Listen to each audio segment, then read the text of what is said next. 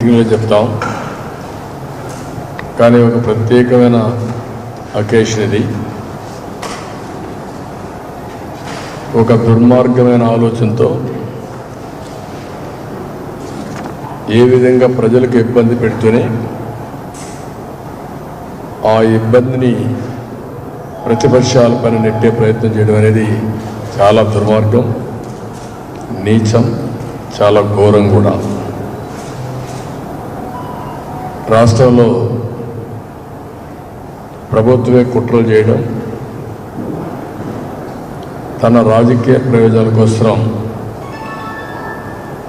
ప్రజల ప్రాణాలు కూడా తీయడం, తీసిన తర్వాత అది ప్రతిపక్షాలపై నెట్టేసి రాజకీయ లబ్ధి కోసం ప్రయత్నం చేయడం చాలా నీచం, చాలా దుర్మార్గం. అదే జరిగింది పెన్షనర్స్ విషయం. అందరికీ, వృద్ధులకి, వికలాంగులకి, వీళ్ళందరికీ పెన్షన్ ఇవ్వడం ఇది ఆనవాయితీగా వస్తూ ఉంది. ఎప్పుడు కూడా ఏ ప్రభుత్వం కూడా ఇంకొక ప్రభుత్వానికంటే మెరుగైన సేవలు అందించి తద్వారా పేరు తెచ్చుకుంటే తప్పు లేదు.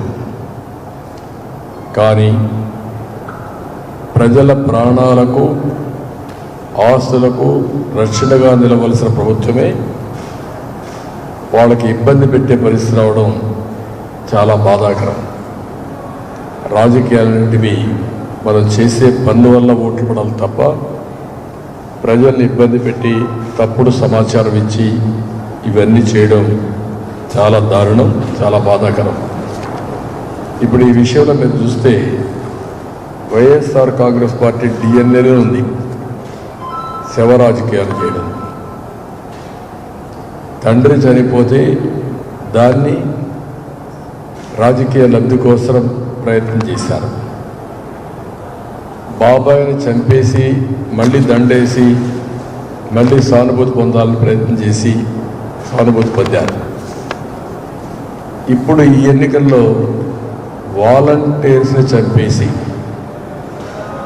తద్వారా రాజకీయ లబ్ధి పొందాలని ప్రయత్నం చేస్తున్నారు. ఇది చాలా క్షమించడానికి నేరం ఇది. అందుకే దీంట్లో కొంతమంది అధికారులు కూడా కుట్రలో భాగస్వాములు అయ్యారు. అది ఇంకా మరీ దుర్మార్గమైన కార్యక్రమం. నిన్న జరిగిన ఎపిసోడ్, మొదటి తారీఖున పెన్షన్లు ఇవ్వాలి. ఎందుకు మొదటి తారీఖు పెన్షన్లు ఇవ్వలేదు? మీ దగ్గర డబ్బులు లేవు. వచ్చిన డబ్బులు వీళ్ళు ఓడిపోతామని తెలిసిపోయి వీళ్ళ కాంట్రాక్టులకు 13,000 కోట్ల రూపాయలు కాంట్రాక్టులు దోచిపెట్టారు. ఏప్రిల్ 1 మార్చి బడ్జెట్ ఎండ్ అవుతుంది. మార్చి బడ్జెట్ ఎండ్ అయినప్పుడు ముందే డబ్బులు డ్రా చేసుకోవాలి. ఫస్ట్ వచ్చినప్పుడు కొన్ని హాలిడేస్ కూడా వస్తూ ఉంటాయి. అలాంటప్పుడు అకౌంట్స్ కూడా క్లోజ్ చేయాల్సిన అవసరం ఉంటుంది. ఇలాంటి ఇబ్బందుల్ని ముందే గమనించి ముందే డబ్బులు డ్రా చేసి తద్వారా సకాలంలో వృద్ధులకు, ఈ పెన్షన్స్కి అందరికీ పెన్షన్లు ఇస్తే సబబుగా ఉండేది. అట్లా కాకుండా టోటల్గా ఈ ఇష్యూని మెస్అప్ చేసి వీళ్ళ స్వార్థ ప్రయోజనాల కోసం 13,000 కోట్ల రూపాయలు డైవర్ట్ చేసి మొదటి తారీఖున ఖజానా ఖాళీ చేసి మొదటి తారీఖు ఇవ్వకుండా 27వ తారీఖునే ఒక సర్క్యులర్ ఇష్యూ చేసి 3వ తారీఖు ఇస్తామని అందరికీ ఆదేశాలు ఇచ్చి, ఏదైతే ఎన్నికల కమిషన్ ఒక ఆదేశాలు ఇచ్చింది వాలంటీర్ సిస్టమ్ని ఇన్వాల్వ్ చేయొద్దని. ఎప్పుడైనా సరే గవర్నమెంట్ ఎంప్లాయీసే ఇన్వాల్వ్ అవుతారు తప్ప ఇలాంటి వాలంటీర్స్ అందరూ కూడా గవర్నమెంట్ వర్కుల్లో ఇన్వాల్వ్ కాదు. ఆ విషయమే ఎలక్షన్ కమిషన్ చెప్పింది. కానీ ఎలక్షన్ కమిషన్ ఎక్కడ కూడా డోర్ డెలివరీ ఇవ్వద్దు అని చెప్పలేదు. ఇక్కడ జరిగింది మీరు ఒకసారి చూస్తే చాలా దుర్మార్గంగా ఎలక్షన్ కమిషన్ ఇచ్చిన ఆర్డర్ ఒకటి, వీళ్ళు చేసిన పని ఒకటి. ఎలక్షన్ కమిషన్ చెప్పింది 30వ తారీఖు. వాళ్ళు ఇచ్చిన ఆర్డర్స్లో volunteer shall be banned from distribution of cash benefits under any scheme to eligible beneficiaries. Handheld devices, mobile, tablets, any other, provided to the volunteers be deposited with the DEOs till MCC period. The government of Andhra Pradesh will be asked to make alternative arrangement for distribution of benefits of ongoing schemes to already selected beneficiaries using DBT, electronic transfer preferably, or through regular government employees. What it means? మీరు ఇవ్వద్దని ఎక్కడ చెప్పలేదు, ఇంటికి పోయి ఇవ్వద్దని ఎక్కడ చెప్పలేదు. మీకు ఏం చెప్పారు? వీళ్ళు ఎలక్షన్ డ్యూటీలో ఉండడానికి వీల్లేదని చెప్పారు. వాళ్ళ డివైసెస్ కూడా వాడడానికి వీల్లేదని డిపాజిట్ చేయమన్నారు. అలాంటిది మీరు వాళ్ళని మొట్టమొదటి నుంచి కూడా మీ ఎన్నికల కోసం ఉపయోగించాలని దుష్ట పన్నాగం అన్నారు. ఈరోజు ఎవరైనా మీటింగులుగా రాకపోతేనే వాళ్ళు ఉపయోగించి బెనిఫిట్స్ కట్ చేసే పరిస్థితికి వచ్చారు, బెదిరించే పరిస్థితికి వచ్చారు. వీళ్ళు మా సైన్యం అని మీరే చెప్పే పరిస్థితి వచ్చారు. నిన్న కూడా ముఖ్యమంత్రి మొదటి సంతకం వాలంటీర్లు ఎవరైతే రాజీనామాలు చేస్తున్నారో వాళ్ళకు ఉద్యోగాలు ఇవ్వడానికి మొదటి సంతకం పెడతానని సిగ్గు లేకుండా చెప్పాడు. మేమేం అడిగాం? మీరు వాలంటీర్స్ని న్యూట్రల్గా ఉండండి, మీరు ప్రభుత్వ ధనాన్ని ఆందోళనిస్తున్నారు, మీ వ్యవస్థకు మేము వ్యతిరేకం కాదు, అయితే మీరు తటస్థంగా ఉన్నంత వరకు మేము మీకు కూడా సహకరిస్తాం, వ్యవస్థ కొనసాగిస్తాం. మీకు అవసరమైతే మీ క్యారియర్ కూడా బాగా చదువుకుని ఉన్నారు, మీలో మీకు ఇంకా ఎక్కువ ఆదాయం వచ్చేట్టుగా మీ క్యారియర్కి ఏం చేయాలో చేసే బాధ్యత మాదని నేను పదే పదే చెప్పాను. పదే పదే చెప్పిన తర్వాత వాళ్ళని రాజీనామా చేయమని ఒత్తిడి చేయడం ఎక్కడ న్యాయం? ఇది రేపు రాజీనామా చేస్తే వాళ్ళ ఉద్యోగాలు ఎక్కడి నుంచి వస్తాయి? ఈ గవర్నమెంట్ రాదు, 100% పోయింది. ఇప్పుడు ఉద్యోగాలు రాజీనామా చేశారు, వాళ్ళ ఉద్యోగాలు వేరే కదా, వాళ్ళ ఉద్యోగాలకు కూడా మీరు రెసలు పెట్టారు కదా. అంటే మీ స్వార్థం కోసం ఇంత నిస్సిగ్గుగా యథేచ్ఛగా ఇష్టానుసారం ఇంత దుర్మార్గాలు చేయడం ఏంటి? రెండోది, వాళ్ళ మీద తప్పుడు పనులు చేపిస్తున్నారు, రాజీనామాలు చేపించి, లేకుంటే ఉద్యోగాల్లో పెట్టి తప్పుడు పనులు చేపిస్తున్నారు. వీళ్ళందరి పైన కేసులు పెడతారు. కేసులు పెడితే వాళ్ళకి ఎక్కడ గవర్నమెంట్లో ఉద్యోగాలు వస్తాయి రేపు?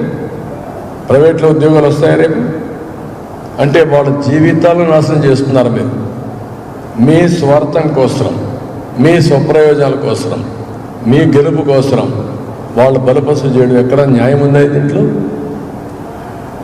రెండోది, చాలా స్పష్టంగా 1,26,000 మంది పంచాయత్ సెక్రటరియట్లో ఎంప్లాయీస్ కొత్తగా రిక్రూట్ చేశారు.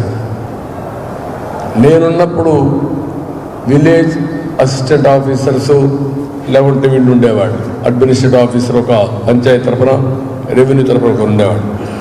వాళ్ళ ద్వారానే సమర్థవంతంగా పెన్షన్లు డిస్ట్రిబ్యూట్ చేశాం.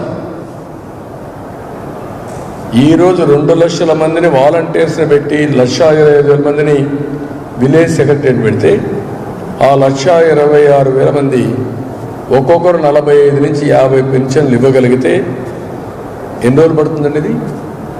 ఆ ఊర్లో ఉండేవాడు 50 మందికి ఇవ్వడానికి ఎన్ని రోజులు పడుతుంది? సంవత్సరం పడుతుందా?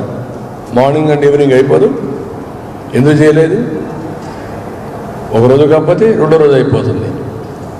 అలాంటిది చేయకుండా నేను చీఫ్ సెక్రటరీకి ఫోన్ చేసి చెప్పాను, ఎలక్షన్ కమిషన్కి ఫోన్ చేసి చెప్పాను, మీరు తప్పు చేస్తున్నారు, ఎగ్జిస్టింగ్ సిస్టమ్ ఉంది, ఈ ప్రభుత్వం కావాలని పేదవాళ్ళని ఇబ్బంది పెట్టే కార్యక్రమం చేస్తున్నారు, ముసలి వాళ్ళని, అందులో కూడా అనారోగ్యం ఉండేవాళ్ళని వీళ్ళంతా కలిసి సచివాలయానికి రమ్మంటున్నారు, ఇది మంచిది కాదంటే చాలా స్పష్టం కాదని చెప్పింది. మేము ఆలోచిస్తాం, వీలైతే మేము ఇంటి దగ్గర డిస్ట్రిబ్యూట్ చేస్తా ఉన్నారు. ఎందుకు డిస్ట్రిబ్యూట్ చేయలేదు? ఇంకొక మాట కూడా హైబ్రిడ్ మోడల్ అన్నాడు. ఎవరైతే రాలేకపోతారో వాళ్ళందరికీ ఇంటి దగ్గర ఇస్తాం, ఎవరైతే రాగలుగుతారో వాళ్ళకందరికీ ఇస్తామన్నారు. సెకండ్ మీకు డబ్బులు ఉన్నాయా? ఫస్ట్ మీద డబ్బులు ఉన్నాయా? ఎందుకు ఇవ్వలేదు? 3వ తారీఖు ఎందుకు ఇచ్చారు? 3వ తారీఖు వెళ్ళారు, డబ్బులు ఇచ్చారా? ఎందుకు ఇవ్వలేదు డబ్బులు? అంటే ఎప్పుడు ఇచ్చారు? 3వ తారీఖు ఈవినింగ్ డబ్బులు వేశారు. 3వ తారీఖు ఈవినింగ్ ఇస్తే నిన్న ఈవినింగ్కి 86% తీసుకున్నారు. ముందు 2 రోజులు ఏం చేశారు? రమ్మనడం, వెళ్ళడం, మంచాల్లో తీసుకురావడం, పేషెంట్ని వీల్ చైర్లో తీసుకురావడం. ఇది రాజకీయ విన్యాసాలు కాకపోతే ఏంటి? వాళ్ళు బాధపడితే చూసి పైశాచిక ఆనందం పొందడం కాదంటే ఏంటిది? అంటే ఈ ముఖ్యమంత్రి ఒక సైకో. ఆ నేచర్ ఉండేవాడు ఎవడిని కష్టపడినా, ఎవరు చనిపోయినా వీళ్ళకి లెక్కలేదు. వాళ్ళు చనిపోతే వీళ్ళు ఆనందపడతారు. అలాంటి దుర్మార్గమైన కార్యక్రమం చేసి ఇప్పుడు సిగ్గు ఎగ్గు లేకుండా ఆ వాలంటీర్స్ దగ్గర తప్పుడు ప్రచారం చేపిస్తూ మేమేదో అడ్డుపడ్డామని మాట్లాడే పరిస్థితికి వచ్చారు. మేము ఆ రోజు ఈరోజు చాలా స్పష్టంగా ఉన్నాం. వాలంటీర్స్ అనేవాళ్ళు రాజకీయంలో ఇన్వాల్వ్ కావడానికి వీలు లేదు. ఇది ప్రజాస్వామ్యం. ప్రజాస్వామ్యాన్ని అపహాస్యం చేసే విధంగా ప్రభుత్వ ఎక్స్పెండిచర్తో, ట్యాక్స్ పేయర్ మనీతో వీళ్ళు రాజకీయం చేసి దుర్మార్గులు కోటేమంటే చూస్తూ ఊరుకునే పరిస్థితిలో ఉంటాం. మంచి వాళ్ళకి పూర్తిగా హామీ ఇచ్చాం. మీరు ఎక్కడ ఇన్వాల్వ్ కావద్దండి, మీ ఉద్యోగాలు ఉంటాయి, మీ క్యారియర్ కూడా బిల్డప్ చేస్తామని చెప్పాం. కడాన నేను ఏ యాక్సిడెంట్ పోయానంటే 3వ తారీఖు మీరు చూస్తే మీరు ఎవ్వరూ భయపడద్దండి. మీకు కానీ ప్రభుత్వం పెన్షన్ ఇవ్వకపోతే 3 నెలలు వెయిట్ చేయండి, నేనున్నాను. ఏదైతే 4,000 రూపాయలు పింఛన్ ఇస్తాన్నామో 4,000 రూపాయల పింఛన్తో ఈ 3 నెలలు కూడా కలిపి జూన్ మీకు అందరికీ ఇచ్చే బాధ్యత. జూన్లో ప్రమాణ స్వీకారం అవుతారు, జూలై నుంచి ఇస్తా. ఏప్రిల్, మే, జూన్ అదనంగా 1000 రూపాయలు చొప్పున ఇచ్చే బాధ్యత నాదని చెప్పారు. ఆ దెబ్బతో భయపడిపోయి మొన్న డబ్బులు రిలీజ్ చేశారు. డబ్బులు రిలీజ్ చేశారు, కానీ ఎక్కడైతే వీళ్ళు చెప్పారో సీరియస్గా అనారోగ్యంగా ఉండేవాళ్ళని, నడవలేని వాళ్ళని, వాళ్ళందరినీ ఇండ్ల దగ్గర ఇస్తా ఉన్నారు. అది ఇవ్వకుండా ఇబ్బందులు పెట్టి కొంతమంది చనిపోయేట్టుగా చేసి శవరాజకీయాలు చేసిన పార్టీ ఈ పార్టీ. వీళ్ళ డిఎన్ఏలోనే ఉంది శవరాజకీయాలు చేయడం, అలవాటు అయిపోయింది ఈ పార్టీకి. అందుకే నేను చాలా తీవ్రంగా ఖండిస్తున్నా. ఈ పెన్షన్ అనేటివి తెలుగుదేశం పార్టీ 83లో ఎన్టీ రామారావు గారు ప్రారంభించారు, 30 రూపాయలు. 95లోనే మళ్ళీ ముఖ్యమంత్రి అయిన తర్వాత 30 రూపాయలు 75 రూపాయలు చేశారు. తర్వాత రాజశేఖర్ రెడ్డి వచ్చి ఆ 75 రూపాయలు 200 చేశాడు. నేను 14లో మళ్ళా ముఖ్యమంత్రి అయిన తర్వాత ఒకేసారి 5 రెట్లు పెంచి 200, 1000 రూపాయలు చేశాను. మళ్ళీ పెరిగిన ధరలు వాళ్ళ అవసరాల దృష్టిలో పెట్టుకుని 1000 రూపాయలు 2000 రూపాయలు చేశాను. నువ్వు ఇచ్చిందంత 5 సంవత్సరాలు 250, 250 చొప్పున పెంచి మొన్న లాస్ట్ నిన్నే 3000 రూపాయలు చేశావు. అదే సమయంలో 1800 రూపాయలు నేను వేస్తే, తెలుగుదేశం వేస్తే అన్ని ప్రభుత్వాలు పెంచింది 1200 చరిత్రలో. అలాంటిది నేను ఎన్నోసార్లు చెప్పాను పేదవాళ్ళకి, వృద్ధులకి, వితంతువులకి, పేదవాళ్ళకి మీ ఇంటికి పెద్ద బిడ్డగా ఉంటా, పెద్ద కొడుకుగా ఉంటా, మిమ్మల్ని ఆదుకుంటానని చెప్పి ఆదుకున్న పార్టీ తెలుగుదేశం పార్టీ. అందుకే ఈరోజు కూడా చెప్పాం, పెన్షన్లు మళ్ళీ పెంచుతామని మొదటగా చెప్పిన పార్టీ తెలుగుదేశం పార్టీ. ఇంటి దగ్గరనే ఇస్తాం, మొదటి తారీఖుని ఇస్తాం, పెంచిన 4000 రూపాయలు ఇస్తాం. ఒకవేళ ఎవరైనా నెలలో తీసుకోలేకపోతే 3 నెలల వరకు క్యారీ ఓవర్ ఉంటుంది. ఒక నెలలో తీసుకుని నెక్స్ట్ మంత్, ఇది 3 నెలల వరకు ఒకేసారి తీసుకుని వెసులుబాటు ఇస్తామని చాలా స్పష్టంగా చెప్పాం. రెండవది, నేను ఆ రోజు పెన్షన్ తీసుకోవడానికి ఊరికే రావాల్సిన పని లేదు. అథెంటికేషన్ ఉంటే వాళ్ళు ఎక్కడున్నా డబ్బులు తీసుకునే విధానానికి డీబీటీకి నేను అనుమతి ఇచ్చాను. ఒక విలేజ్ నుంచి టౌన్కి వస్తాడు పిల్లల కోసం, అక్కడ కూడా ఇచ్చాం. వేరే ఊరికి పోతాడు, అక్కడ ఇచ్చాం. టెక్నాలజీ వచ్చిన తర్వాత ఆ ఊరే కాకుండా, ఆ ప్రాంతమే కాకుండా ఏ ప్రాంతంలో ఉన్న పెన్షన్లు ఇచ్చే వెసులుబాటు ఉంది. మళ్ళీ మనకు ఆటోమేటిక్గా అథెంటికేషన్ వచ్చేస్తుంది, వాళ్ళు డ్రా చేశారా లేదని. ఐరిష్ వచ్చింది, ఫింగర్ ప్రింట్స్ వచ్చాయి. నేనే డిజిటల్ కరెన్సీకి రిపోర్ట్ ఇచ్చాను ఆ రోజు. ఏదో డిజిటల్ ట్రాన్సాక్షన్లో ప్రపంచంలోనే వీఆర్ నెంబర్ 1. కాబట్టి ఇవన్నీ చేస్తే ఇంత నీచంగా, ఇంత దుర్మార్గంగా ఇతను ప్రవర్తించడం అనేది చాలా నీచాతి నీచమైన కార్యక్రమం.